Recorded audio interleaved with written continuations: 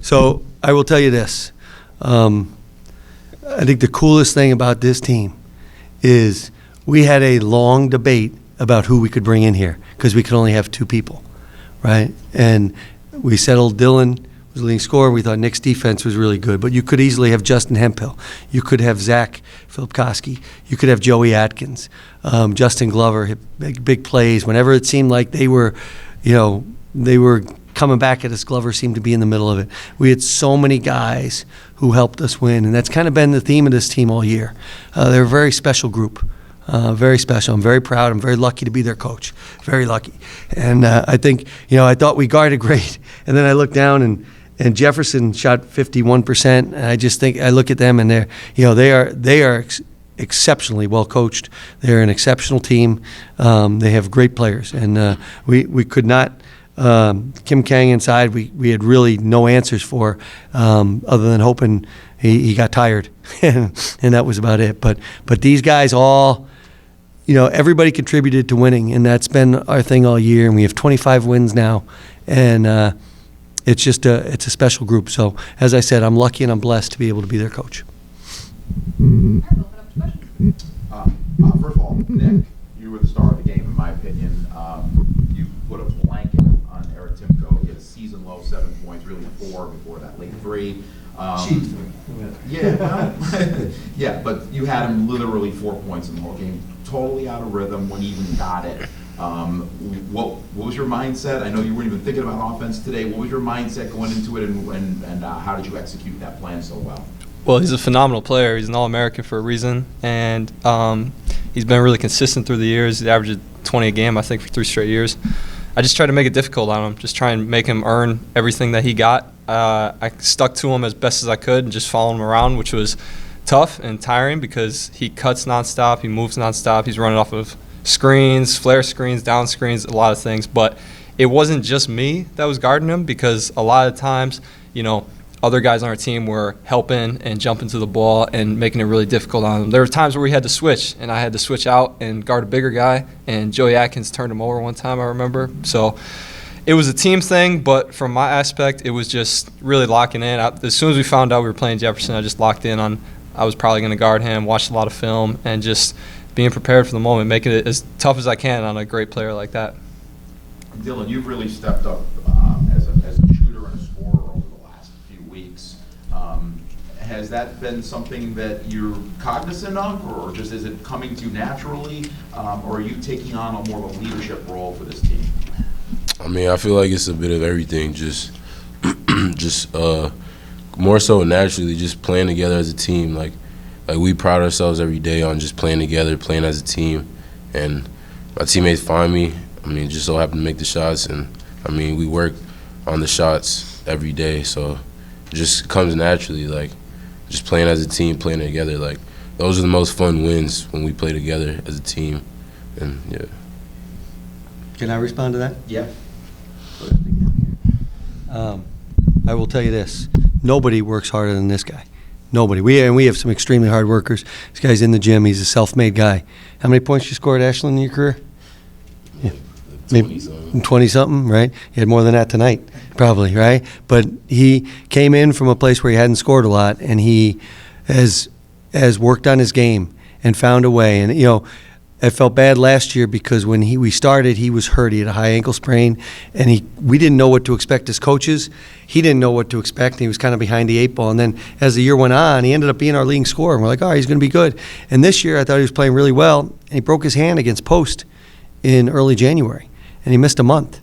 And that's tough to do, to miss a month and have to come back and get in a rhythm of a team that's winning and playing meaningful games. And he did, and I knew there'd be some bumps in the road with us doing that, and we kind of had to readjust our lineup. But he's been true to it, and he's been tremendous and just in so many different ways. And I think that when you see somebody who works as hard as him have success, it's really rewarding as a coach. Did his brother work as hard?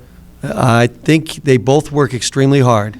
That would be a battle, and I don't want to deal with a phone call from about midnight from Sean saying, hey, what do you mean? So I will say they both work extremely, extremely hard, and we're very lucky. And I will tell you this, when he called us to transfer, you look at the numbers at Ashland, you're like, right? But what we did was we bet on the family DNA, and the family DNA was good person, great work ethic, heart of a lion, and we got that and more. I just want to ask you, you mentioned Justin today, 15 second-half points off the bench, including tons of big baskets when Yes. when you needed them. Yes.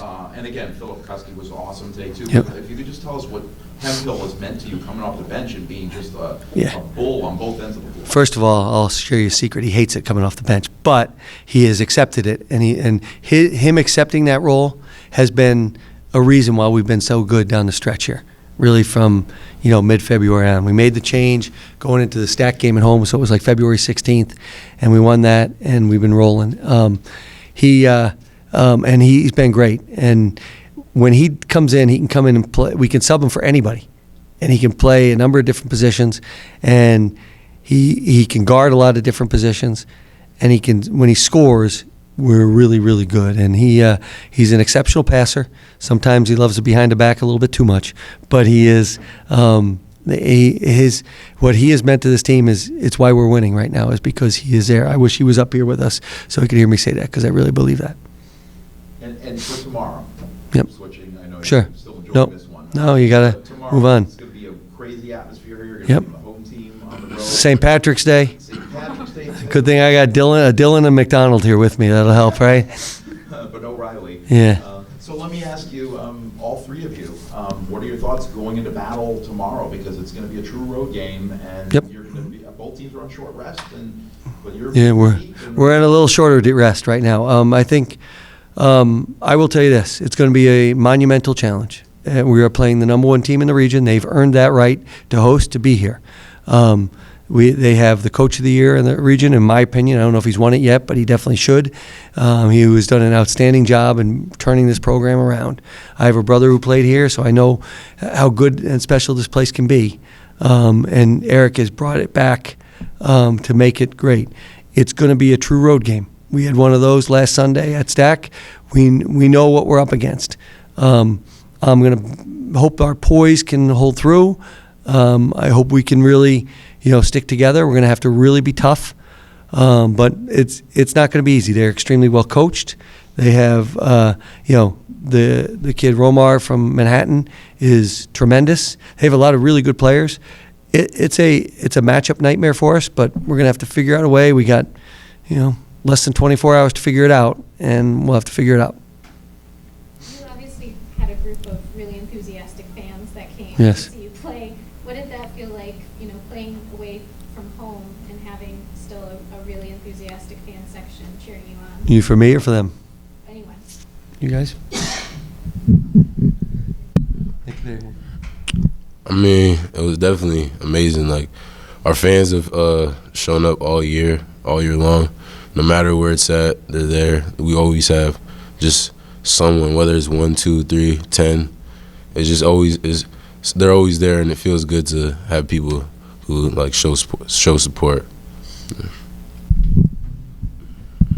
Yeah, pretty much same thing he said. Our home games are always great. We always get good family support from a lot of players' parents on the road. A good amount of those people in the front row that you heard making noise tonight was my extended family. And I would add, it makes us happy. On this trip, I think it makes the Burlington, Vermont bars a little bit more happy. They were very excited for this trip. Like he said, my uncle played here, so when we drew this location, they were excited. So I knew it was going to be a lot of support. A lot of people that just love Daemen. A lot of people that not just love the university, but love our basketball program, and not just the results, but what we stand for, what we're being together, being good people, being good students. So I think that's why we get a lot of support, is because we set the right example for what we should be to represent our university. I'll finish with that one. I'll tell you this. So I was very lucky to inherit a program from a coach, Don Silveri, who did a tremendous job at building this in the NAIA years. And Mike was a part of this back then, and Don was a very special coach, and it built a very good family-oriented program. So that's kind of carried over. I think, too, when I was a coach at Madai before Daemen. We kind of said, well, we're going to bring good kids in from good families. The families are going to come to games because nobody came to the games. So we wanted people at our games. And you see what I think is really awesome to me is not only do we have my drunk brothers who are here, right, but we also have, we have families of kids who don't play a lot, right? But that's part of building a program is when the kids' parents and families come, even though their son might not be playing a lot or at all, that shows you they're selfless too, and they want to be a part of it. And to me, it's really awesome to see. It's just something that's incredible to see that they care that much to drive. This ain't close. This ain't close to Rochester. Ain't close to Buffalo. Ain't close, and the people came, and it's for me, it's really humbling to see the support we have and the people who are out there. You guys have a pretty experienced roster. Most of the guys you've mentioned today are seniors or grads. Yeah. Was that key? Because there are a couple of times where they were trying to make a run to come back into the game. Was that experience something you guys leaned on today in this game? I think so, yes. I think so. I think the other thing that we leaned on is we've been going as a team playing games since October. We had to deal with the loss of our starting point guard, Ryan Salzberg, who had played over 100 games as a starting point guard at Daemen and was a point guard when we went to the Elite Eight a couple of years ago. And he got hurt the second day of practice. And when that happens, it's like, whoa. And we had to kind of reset. But we didn't have much time because we were playing University of Buffalo.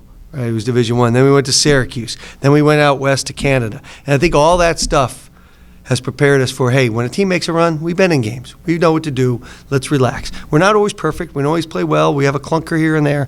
But I think in the end, they're going to compete, they're going to try, and they're going to stick together. And that to me, is as a coach and as a staff, that's all we can ask for. You talk about family, just if you could speak a little bit about how you and your women's team are now the last representatives of the ECC. They raised the bar for us. Coach Banker raises the bar. She's done a great job. And I've always said, you look at it like UConn, right? What's wrong?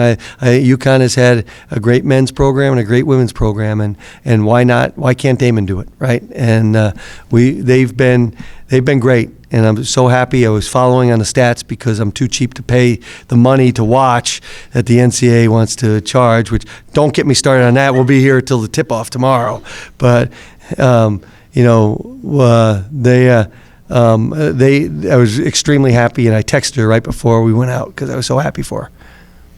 So why one more? So you guys talk about family and want to have a family atmosphere. Yes. Okay. So you have two Fasoyiros that came and talked about him, bringing his brother in there. I want to talk a little bit to Nick about what it's like to play for your dad. You started out at D1. And what made you come to Daemen? Was it just your dad, or were there other factors involved? Yeah. First, I would like to shout out a local sports reporter, Jonah Bronstein, for Channel 4. He just recently published an article about that. And I got a lot of text messages, people who read that and, gave me some good words of encouragement. And I'll echo what I, kind of said and commented on, and that is just, I had a great 2 years there, and I was at home. It was during COVID when they were in the kind of like the bubble in Albany, playing Bloomfield and then Stack. And I'm sitting on the couch, I'm watching with my mom, my little brother, and it just felt like I should be there and felt like I should be a part of that. And it wasn't just, me playing for him. Obviously, I played for him my whole life, growing up, youth leagues, baseball, basketball, stuff like that. But I felt like I needed to be a part of this family type of environment, this program that has been very long successful, wins at a high level even before my father came here, produces great players. We've had a number of players, including Dylan's brother, go on to play professionally. Just a great all-around program that stands for all the right things. And I'm watching that. I'm watching them experience that. And, I just felt like I needed to be a part of that. And, I keep that in the back of my mind because, even on a day like today, where I'm tired and I'm exhausted chasing Eric Timko around, or, last week we lose a brutal game to Stack for third straight year, losing them in the conference championship. Like, I keep that image in the back of my head because I remember sitting on the couch watching them on TV, climb up the ladder, cut down the nets, get to experience that, and I really want to experience that. So just keeping that in the back of my head and, allowing that to push me to keep going. And, you said earlier we got a big challenge tomorrow, but we've been through a lot, and I don't see why we couldn't do it. They're a great team. A lot of respect for them. They're the number 1 seed for a reason. You know, it's going to be a big challenge, but we just got to fight, and I know we will.